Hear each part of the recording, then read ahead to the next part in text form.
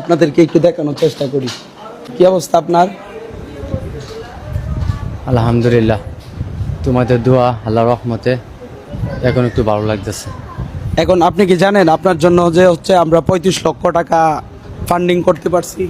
হ্যাঁ, আমি এটা দেখেছি এবং শুনেছি। আমি আমার আব্বুকে ফোন দিয়েছি, আমার আব্বুকে তোমরা নাকি যথাযথভাবে বুঝিয়ে দিয়েছো। আচ্ছা, তাহলে সমস্ত টাকা অর্থাৎ 35 লক্ষ টাকা কি বুঝা পাইছেন? হ্যাঁ, ইতিমধ্যে পেয়েছি, কিন্তু যে টাকাগুলো আমার বাড়িতে রাখা ছিল এটা এখনো পর্যন্ত আমার ব্যাংকে জমা দেয় না। হয়তো কালকে মনে হয় দিতে পারে। তার মানে এটা তো আপনার পরিবারের কাছে আছে? জি জি জি, আমার বাবার কাছে আছে। আচ্ছা, যাই হোক, এটা হচ্ছে আপনাদেরকে আপডেট দেওয়ার ছিল। এবং কি আমি বলবো স্পষ্ট লাউড অ্যান্ড ক্লিয়ার করে বলবো, আমরা একটা টাকাও সায়েদ ভাইয়ের জন্য আগে থেকে কোনো কিছু রাখা হয়নি। সায়েদ ভাই, আপনাকে যখন হসপিটালে পাঠানোর সিদ্ধান্ত নেওয়া হয়েছিল তখনও তো আপনার ব্যাংকে কত টাকা ছিল? তখন প্রায় 5-6 লাখের মতো। ভাইয়ের কাছে অলরেডি 6 লাখ টাকা ছিল যখন হচ্ছে পাঠানো হয়েছে। ভাই, আরেকটা কথা বলি, আমি কি 30 লক্ষ টাকা ফান্ডিং ব্যতীত আপনার অন্য কিছুর দায়িত্ব নিয়েছিলাম? সত্যিটা বলেন আজকে।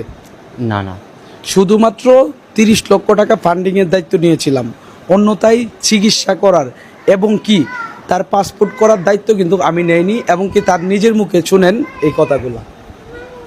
হ্যাঁ, রাব্বি ভাই শুরু থেকে বলছে যে ভাই তোমার টাকার প্রয়োজন, আমি টাকা সেটা হয়তো বা দেশে দেশের মানুষের কাছে আমি ভিডিওর মাধ্যমে যদি তুলে ধরি সেটা হয়তো বা আমি নিয়ে আসতে পারবো, কিন্তু তোমার যে ট্রিটমেন্ট করাটা তোমাকে বেছে নিতে হবে, এটা আমাকে বলেছিল। আচ্ছা, যাই হোক, এই বিষয়গুলো হচ্ছে আপনারা ক্লিয়ার হয়েছেন। তবে বাঁচামরা উপর আল্লাহর হাতে। এখন আল্লাহর রহমতে আজকে একটু ভালো লাগতেছে। আমরা উন্নত চিকিৎসার জন্য কবে দেশের বাইরে যাচ্ছি এটাও একটু ক্লিয়ার করেন। গতকালকে বোর্ড বসছিল, ওনারা বলছে যে আমার বডির আজকে স্ক্যান করা হয়েছিল, সিটি স্ক্যান যেটাকে বলে। আবার অন্যতে আরও অনেকগুলো পরীক্ষা, আজকে রক্ত নিতে নিতে আমার অবস্থা খারাপ।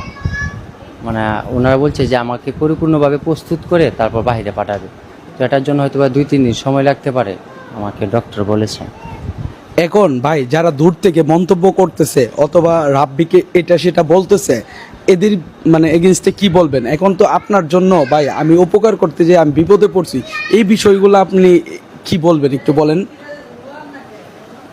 আসলে আমি অসুস্থ, এরপরও অনেক মানুষ দেখছে আমাকে নিয়ে অনেক খারাপভাবে মন্তব্য করেছে, যেখানে আমি মৃত্যুপথ যাত্রী। আর সেখানে রাব্বি ভাই অনেক ভালো কাজ করেছে, আমার পাশে দাঁড়িয়েছেন এবং বাংলাদেশের সমস্ত কন্টেন্ট ক্রিয়েটর তাদের ডাকে সাড়া দিয়েছেন, আমার ডাকে সাড়া দিয়েছেন, সবাই পাশে দাঁড়িয়েছেন। এরপরও যদি অনেকেই সমালোচনায় অন্তর্ভুক্ত হয়েছেন, আমি বলবো গোটা দেশ আমার, গোটা দেশ ও দেশের মানুষ আমার, প্রবাসী ভাইয়েরা আমার। তাই আসুন আমরা হিংসা বিদ্বেষ সব কিছু বলে হাতে হাত রেখে নতুন একটা সোনার বাংলাদেশ গড়ে তুলি। যাই হোক, সায়েদ ভাইয়ের অত্যন্ত মানে মেধাবী এবং কি অনেক ট্যালেন্টেড পারসন। এই কথাগুলো হয়তো তার কাছে না আসলে আমি জানতাম না বা বুঝতাম না। তাকে কিন্তু এইভাবে বা ওই রকমভাবে আমি কখনোই তার সময় দেইনি। যাই হোক, সমস্ত মানে দেশের মানুষ এবং প্রবাসে যারা আছে সবাইকে অসংখ্য ধন্যবাদ। এখন পর্যন্ত আমরা 35 লক্ষ টাকা প্লাস ম্যানেজ করতে সক্ষম হয়েছি এবং কি আপনারা এই টাকাটা দিয়েছেন সায়েদ ভাইয়ের চিকিৎসার জন্য। এখন টাকা পয়সা ইম্পর্টেন্ট না, যেহেতু টাকা পয়সা একটা টাইম ইম্পর্টেন্ট ছিল, এখন যেহেতু ম্যানেজ হয়ে গেছে টাকাটা সায়েদ ভাইয়ের চিকিৎসার জন্য, আমরা খুব শীঘ্রই সায়েদ ভাইকে দেশের বাইরে চিকিৎসার জন্য পাঠানোর ব্যবস্থা করবে এবং কি তার পরিবার এটা করবে। আপনাদেরকে অসংখ্য ধন্যবাদ। কেউ বিভ্রান্ত ছড়াবেন না, কেউ ভুল কিছু ছড়াবেন না, সঠিক তথ্যটাই ছড়ানোর চেষ্টা করবেন। আর অন্যথায় যারা হচ্ছে ফান্ডিং করেছেন বিভিন্ন জনে এবং কি বিভিন্ন মানুষে, তারা হচ্ছে সায়েদ ভাইয়ের কাছ থেকে ফান্ডিংটা পৌঁছায় দেন। এটাই সায়েদ ভাইয়ের কাছে সায়েদ ভাইয়ের আশা। ভাই, এটাই তো কথা নাকি আপনার? হ্যাঁ, এটাই। অনেকে দেখছে তাদের নিজস্ব নাম্বার ভিডিও স্ক্রিনে দিয়ে আমার জন্য ফান্ডিং করতেছে। তো আমি সেসব ভাইদেরকে বলবো আপনারা স্টপ করে এখন আমার বাংলাদেশ থেকে বিদায় পালা, আপনারা দ্রুত শীঘ্রই আমার টাকাটা আমাকে বুঝিয়ে দেন। আপনারা এখনও পর্যন্ত কেউ আমাকে টাকাটা বুঝিয়ে দেন নাই। তো আমি রিকোয়েস্ট করব আপনারা যারা এখনও পর্যন্ত আমার জন্য কালেকশন অব্যাহত রেখেছেন, আপনারা প্লিজ স্টপ করেন আর আমার টাকাটা আমাকে বুঝিয়ে দিন। যাই হোক, এই ভিডিওটা এতটুকুই। আর আমি আসলে তেমন কিছু বলতে চাইনি, এবং কি ভাই যেহেতু অসুস্থ এই বিষয়ে হচ্ছে আমরা তেমন কোনো চাপ তাকে দিতে চাইনি, কিন্তু আসলে এই ভিডিওটা দেওয়াটার অনেক বেশি ইম্পর্টেন্ট ছিল। যাই হোক, আমি ভাই যেহেতু হসপিটালে আছে, আমি ভাইকে বলবো আপনি রেস্ট নেন। আর ভাই, কষ্ট করে একটা মানুষও আসবেন না ভিডিও নেওয়ার জন্য, ভাইকে নিয়ে ব্যবসা করা বন্ধ করুন।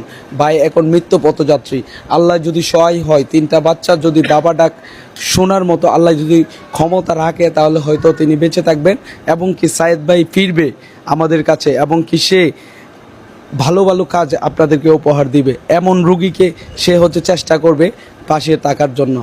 ধন্যবাদ, সবাই ভালো থাকবেন।